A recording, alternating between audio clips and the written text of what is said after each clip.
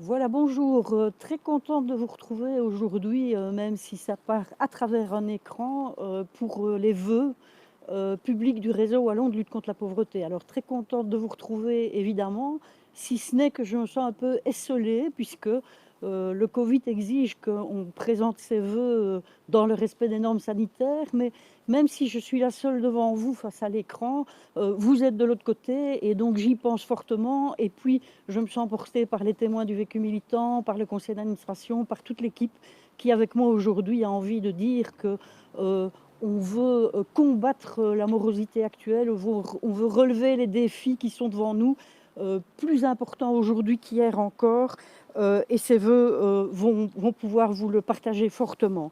Alors, on le fait à travers le numérique, c'est bizarre de le faire à travers le numérique. Vous savez, nous, on a l'habitude de parler d'inégalité numérique, de fracture numérique, et puis on se rend compte que malgré tout, bah, c'est un outil qui nous permet aujourd'hui d'être avec vous pour partager nos vœux. Mais ça ne nous empêchera pas de dire que si la digitalisation, la dématérialisation a ses qualités, elle a ses failles aussi, et ça fait partie des combats du réseau, de lutter contre les failles et les inégalités numériques. Et on espère en tout cas que la crise du Covid ne va pas demain continuer à amplifier la distanciation telle qu'on la vit aujourd'hui et le fait de se parler à travers des écrans, parce que rien de tel qu'avoir une foule quand même dans la rue où on se sent vibrer ensemble, notamment pour souhaiter des vœux aujourd'hui et se sentir en lutte ensemble. Alors on l'a voulu dans la rue, ces vœux, parce que dans les 2 années précédentes, le réseau wallon de lutte contre la pauvreté a décidé de présenter ses vœux en rue, dans la réalité des gens, pour le grand public, pour la population, non pas dans des salons feutrés, mais dans ce qui fait combat ensemble habituellement quand on bat le macadam, quand on va à la rencontre des gens, et cetera. Donc aujourd'hui, on est aussi en rue, et malgré les intempéries, et cetera, on a envie de vous rejoindre pour ça. Alors, des vœux, on pourrait se dire, on est en 2021, on sort d'une année catastrophique avec le Covid, on entre dans une année où on avait espéré que tout ça serait resté derrière la porte de la fin 2020, et non, il y a encore les résidus de cette crise sanitaire qui sont devant nous. Et pourtant, on est résolument devant des vœux qu'on ne veut pas déprimer. On ne les veut pas déprimer parce qu'on doit être dans la combativité, parce qu'on ne doit pas baisser les bras, parce que on a envie, au nom, j'ai envie de dire, et avec les travailleurs qui sont affectés aujourd'hui, au nom et avec les indépendants qui sont affectés aujourd'hui, au nom et avec les jeunes qui sont affectés aujourd'hui, et malheureusement avec toutes les familles qui ont été frappées par un deuil lié à ce coronavirus, on a envie de relever le défi, de dire qu'il faut une société qui poursuive demain les injustices sociales. Il faut une société qui demain ait envie que le partage des richesses soit au rendez-vous. On veut une société où les inégalités soient combattues. Et donc, on ne va pas se laisser abattre. En tout cas, il y a au réseau wallon une force d'énergie à travers les témoins du vécu militant qui sont dans une résistance morale, financière, matérielle, etc., pour traverser cette crise, qu'ils dépassent quotidiennement pour arriver à continuer à nous rejoindre et à militer. Et c'est sous cet emblème-là, c'est avec cette force-là qu'on veut vraiment continuer à travailler à la réduction des inégalités, à dénoncer les injustices. Et pourquoi on se sent fort? C'est peut-être parce que avant la crise, on était déjà sur ces combats-là. Avant la crise, on pouvait déjà dire que dramatiquement, des gens souffraient des injustices sociales. Si le Covid tue beaucoup aujourd'hui, dramatiquement, la pauvreté tue beaucoup depuis longtemps. Si le Covid rend malade aujourd'hui, malheureusement, la pauvreté rend malade depuis très longtemps. Si le Covid atteint plus des classes de milieux populaires mal logées, qui n'ont pas la possibilité de se faire soutenir comme certains autres, eh bien la pauvreté, c'est la même situation depuis longtemps pour tout le monde. Et donc j'ai envie de dire que les combats d'avant le Covid, ce qui est découvert pendant le Covid, ce seront des combats qu'on va regrouper ensemble, qu'on va allier pour continuer encore beaucoup plus fortement et avec une conviction certaine tout ce qu'on veut faire. Et donc, malgré tout ça, pendant cette crise du Covid, qu'est-ce qu'on a pu découvrir? C'est que dans le fond, la crise, elle a révélé, c'est comme si elle avait grossi à la loupe des réalités d'injustice sociale qui existaient auparavant. Cette crise du Covid, moi j'étais dans des tas de réunions, les témoins du vécu militant aussi, on est allé à gauche et à droite, on a eu des temps de travail, de rassemblement. Et qu'est-ce qu'on a vu? Qu'il y avait des gens pour qui les invisibles devenaient visibles. parce qu'il fallait aider, parce qu'il fallait soigner, parce qu'il fallait isoler, et maintenant parce qu'il faut vacciner, eh bien on s'est rendu compte que beaucoup de gens vivaient dans la rue, par exemple. On s'est rendu compte qu'il y avait beaucoup de sans-papiers, qu'il y avait des migrants en transit. On s'est rendu compte que beaucoup de gens vivaient isolés chez eux, dans leur maison, avec de très petits revenus. On s'est rendu compte que des étudiants dramatiquement dans la pauvreté sont contraints de travailler en même temps que d'étudier et que maintenant, perdant leur travail, ils sont dans la dèche totale. On s'est rendu compte qu'il y avait des exploités, des sans-statut. On s'est rendu compte de la complexité administrative des choses, etc. Et quand je dis on s'est rendu compte, eh bien j'ai envie de dire que c'est dans des cercles élargis par rapport au lieu de lutte qu'on s'en est rendu compte. Parce qu'il a fallu des réunions avec des administrations, avec des cabinets, avec des intermédiaires, avec des acteurs économiques de la société, mélangeant les salariés, les indépendants dans leur réalité difficile, les travailleurs en chômage temporaire avec des indépendants qui perdent tout et qui bénéficient de droits passerelles ou qui parfois passent à travers les mailles du filet. Eh bien, il y a comme ça une espèce de révélation positive. C'est dramatique de le dire, que ce soit une crise aussi grave qui le révèle. Mais c'est important de s'en souvenir et il faudra en faire quelque chose. Et puis, ce que cette crise a révélé aussi, c'est que finalement, l'État était bien nécessaire. On a vu à quel point l'intervention de l'État limitait la quantité de dégâts. On a vu aussi l'importance de la place des services publics et on le voit à la positive pour tout ce qu'ils font pendant cette crise, quand on voit l'organisation autour de la santé, etc. Mais on le voit aussi parce que malheureusement, leur trop peu de présence sur le terrain montre les impasses et les trous béants par rapport aux citoyens dans la continuité du service public. On l'a vu de la même façon dans l'associatif, à la fois des mobilisations croisées solidaires, des gens qui sont sortis de leur zone habituelle de travail pour faire alliance avec d'autres, de façon à apporter des réponses nouvelles et constructives, comme on a vu aussi de l'associatif à l'arrêt par obligation, qui manque terriblement à la population. Les maisons de jeunes manquent à la population, les mouvements d'éducation permanente manquent à la population, des tas d'organisations et de services manquent à la population, malgré tous les efforts qui sont faits par ces acteurs pour se rendre présents vis-à-vis d'elles.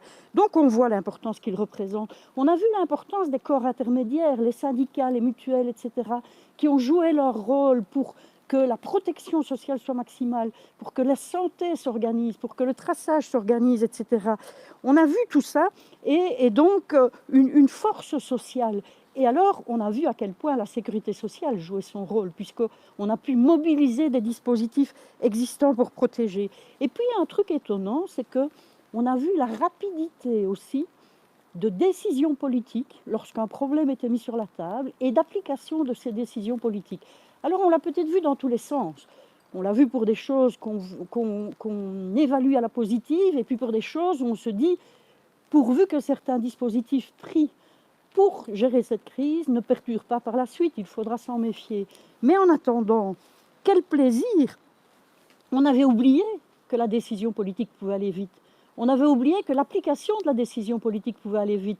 On peut donner 3 exemples pour dire pourquoi on les avait oubliés. Le revenu. Il y a des années qu'au niveau des réseaux de lutte contre la pauvreté, on dénonce la faiblesse des revenus qui sont sous le seuil de pauvreté, des revenus du travail qui sont beaucoup trop faibles, des pensions qui sont beaucoup trop faibles. Là, on voit une très grande lenteur pour progresser vers un beaucoup mieux pour la population, pour qu'elle ait de quoi vivre en toute autonomie, pour qu'on bannisse à tout jamais le recours à l'aide alimentaire, pour qu'on bannisse à tout jamais l'incapacité de se loger, etc. Eh bien, paradoxalement, cette crise, on voit qu'on peut décider vite. Alors, on sait qu'il y a le contexte de crise, mais vous savez, vivre sans revenus, c'est un contexte de crise. Vivre avec des revenus trop bas, c'est un contexte de crise. Et ça, c'est un contexte de crise qui dure depuis très longtemps. Moi, je retiens que l'autorité politique peut prendre des décisions, peut dégager des grosses sommes d'argent, peut organiser et peut mettre en œuvre rapidement.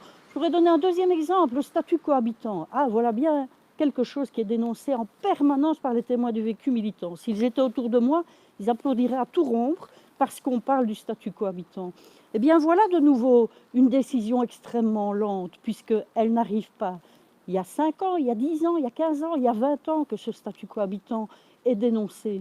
Et donc, là aussi, on sait et on a vu qu'il serait possible de décider rapidement et pas d'aller au pas de souris ou bien d'aller à reculons. Et je pourrais prendre un 3e exemple et je m'arrêterai là, la fiscalité. la réforme fiscale. Voilà bien quelque chose qui prend son temps au rythme de l'escargot et qui n'avance pas. Alors que finalement, on n'attend pas de l'économie qu'elle ruisselle. Elle n'a jamais démontré qu'elle ruisselait pour sauver la pauvreté, mais on attend de la fiscalité qu'elle ruisselle dans l'escarcelle publique pour organiser des services publics, une sécurité sociale forte, un enseignement fort, des revenus décents, etc. Et donc là, on aura envie de dire dans les mois qui viennent aux politiques, vous savez démontrer que vous saviez vous organiser, que vous saviez décider rapidement, on va vous demander d'en faire autant. Et tout n'a pas été parfait dans cette crise, mais on retient ces aspects-là. Et puis on a vu aussi dans cette crise des alliances atypiques. On pourrait prendre l'exemple ici en Wallonie de la construction de ce numéro d'urgence sociale 17-18, plutôt de son élargissement, parce que le numéro existait, où une alliance tout à fait forte entre le service public et l'associatif est arrivée à créer un dispositif qui correspond exactement à des besoins de la population. On attend qu'il soit soutenu, ça fait partie de nos vœux, et on adresse au gouvernement wallon le souhait qu'il se dépêche pour soutenir ce dispositif auquel des tas de personnes vulnérabilisées dans notre société s'adressent tous les jours par téléphone. On a vu une alliance, par exemple, entre des CPS, des acteurs de l'aide à la jeunesse, etc., avec la création d'une plateforme pour dynamiser les énergies de façon à être plus en adéquation avec le terrain. On a vu des organisations locales s'organiser, etc. Donc cette crise, elle révèle en tout cas qu'il y a des éléments forts. Et un élément aussi que je voudrais partager. Dans notre société, il y a un fort caractère de défiance vis-à-vis des gens qui sont dans la pauvreté. Il y a un fort contrôle social. Il y a une très forte idée de dire oui, mais enfin, ces gens, il faut quand même les secouer, ils seraient peut-être responsables de leur situation, etc. Eh bien, on a vu qu'il était possible de réinstaller de la confiance et de lever des mécanismes de contrôle trop puissants, à travers, par exemple, les CPS, où ont été levées des mesures de visite domiciliaire qui n'ont plus été obligatoires, etc., etc. Il faudra évaluer ces mesures, parce que rien ne dit que parce que les mesures se sont assouplies, les gens sont devenus des tricheurs. Au contraire, on peut supposer que les gens se sont sentis davantage reconnus comme des citoyens qui étaient moins traqués par l'aide sociale. Et beaucoup de services sociaux nous en ont parlé. Certaines familles ont dit à quel point il y avait une forme de respiration, malgré tout le contexte de crise, dans le fait d'être davantage considérés comme des gens responsables adultes qui étaient moins poursuivis. Alors tout ça n'est pas parfait, hein. Il n'y a pas eu que du beau dans cette crise, évidemment, et il n'y a pas encore que du beau, tant en termes de maladies qu'en termes de gestion, etc. Mais on veut dire que on va se saisir, en fait, des meilleurs moments de la crise, additionnés à la combativité qu'on avait avant, pour poursuivre en 2021 et pour mener ce combat contre les injustices sociales. On va continuer à s'imposer, parce qu'il a fallu aussi s'imposer pendant la crise. On a vu que la crise, la manière dont on communiquait autour de cette crise, c'était plutôt de communiquer à une famille classique qui avait des revenus convenables, qui ne connaissait pas les inégalités numériques, qui vivait dans une maison avec jardin, etc. On a dû tout le temps imposer ce propos-là, comme on devait déjà l'imposer avant. Donc on sait que tout n'est pas gagné. On sait qu'on aura besoin d'alliances et de luttes pour pouvoir continuer. Mais on gardera le meilleur, on jettera le moins bon et on poursuivra la lutte férocement. Alors on peut peut-être énumérer quelques chantiers prioritaires qui seront encore les nôtres plus que jamais après, enfin ici en 2021 et dans la continuité de notre travail au fil des années. La première chose, la crise, mais déjà avant, révèle que l'importance des services publics et du travail associatif, l'importance de l'alliance entre les deux, eh bien, le réseau sera à côté de ceux qui vont se battre bec et ongles pour défendre ces services publics et ce monde associatif, pour renforcer ces services publics et ce monde associatif, et pour lui reconnaître la valeur qu'il a auprès de la population et encore l'améliorer, s'il faut encore l'améliorer. Le réseau sera aussi à côté de ceux qui défendront bec et ongles la sécurité sociale. La défendre, la renforcer, on est sur le chemin, semble-t-il, mais aussi l'actualiser. Qu'est-ce qu'on peut mettre en plus dans la sécurité sociale de demain, compte tenu des défis qui sont à relever aujourd'hui? Et puis j'en ai parlé tout à l'heure, le combat majeur, c'est le combat de la fiscalité. Une fiscalité juste de la part de tous les citoyens, une fiscalité juste de la part des entreprises, une fiscalité juste pour ceux qui vivent de revenus du capital, une fiscalité juste sur la multipropriété, etc. Mais pourquoi ? Mais tout simplement pour organiser une société de paix sociale, pour rencontrer les besoins essentiels qui se sont révélés de nouveau fortement pendant cette crise, à la fois les métiers essentiels, mais à la fois les causes essentielles et les injustices essentielles à corriger. Et donc on se battra bec et ongle pour cette justice fiscale, évidemment. Je l'ai dit, on se battra pour les revenus et le statut cohabitant. Et puis aussi, on a vu qu'il y avait des tas de gens qui étaient les sans statut, les sans papier, les sans logement, hein, les sans travail, etc. Tous ces gens atteints aussi par cette fracture numérique, etc. Il faudra que ça fasse partie de nos combats et ça l'est déjà aujourd'hui. Alors on défendra encore l'emploi plus que jamais. Le réseau wallon croit à l'emploi fermement et il croit qu'il est possible qu'il y ait de l'emploi pour tous. Il croit qu'il est possible qu'on développe des emplois de services publics massivement, qui rencontrent les enjeux de société de demain, l'enjeu climatique, l'enjeu environnemental, la biodiversité, le social, le vieillissement. On voit des personnes isolées toutes seules chez elles, la petite enfance, la santé, la prévention, renouer avec la prévention. Le réseau, en tout cas, il est passionné de prévention. Il souhaite que nos politiques renouent avec la prévention. Et la prévention, c'est pas guérir un peu sur le bord de la ligne le curatif. Non, non, la prévention, c'est de se dire, si je mets les gens dans de bonnes conditions de vie avec un revenu décent, un logement correct, une alimentation saine, je garantis que j'engorgerai moins les hôpitaux. Je garantis que les gens seront moins vite malades. Je garantis que des enfants grandiront dans de meilleures conditions et donc seront en bonne santé. Je garantis que les gens apaisés auront alors l'esprit libre pour pouvoir s'investir dans leur projet de vie et dans le projet de société. C'est ça, renouer avec la prévention. Évidemment, là-dedans, je viens de le citer, il y a le logement, un enjeu majeur pour la Wallonie, mais pour Bruxelles, et c'est vrai aussi en Flandre, c'est de s'engager dans le chemin qui permettra d'éradiquer le sans-abrisme, et on le veut aussi. Et il y a une pierre d'achoppement dans tout ça, c'est le contexte dans lequel on est aujourd'hui, qui est une magie d'aujourd'hui pour pouvoir parler avec vous, mais donc c'est cette digitalisation, ces ordinateurs, cette manière de faire du télétravail à distance, etc.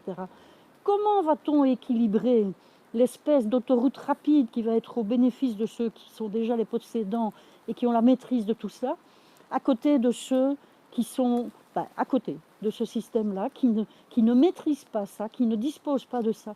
Comment va-t-on équilibrer le fait de garantir du lien social, de la relation sociale, de la présence physique entre quelqu'un qui a besoin d'un service et quelqu'un qui le rend? Comment va-t-on rééquilibrer tout ça? Comment ne va-t-on pas passer à la moulinette les besoins des premiers concernés? Et puis, je vais terminer progressivement pour dire aussi, on parle beaucoup de santé mentale aujourd'hui. On parle beaucoup de santé mentale en disant que cette crise, et c'est une réalité, elle touche terriblement les gens, elle affecte les gens par la maladie, par le deuil qui a été subi, par le fait de perdre un emploi, par le fait de perdre un revenu, de voir une spirale de l'endettement pour certains, de ne pas pouvoir rouvrir son établissement, aller travailler dans les espaces qu'on apprécie et qu'on aime, d'avoir trop peu de relations humaines avec des personnes de la famille, des amis, etc. Évidemment qu'on est affecté, évidemment que l'état dépressif généralisé ne va pas bien. Mais c'est clair qu'on ne sauvera pas l'état de santé mentale de notre société en mettant un psychologue derrière chaque personne.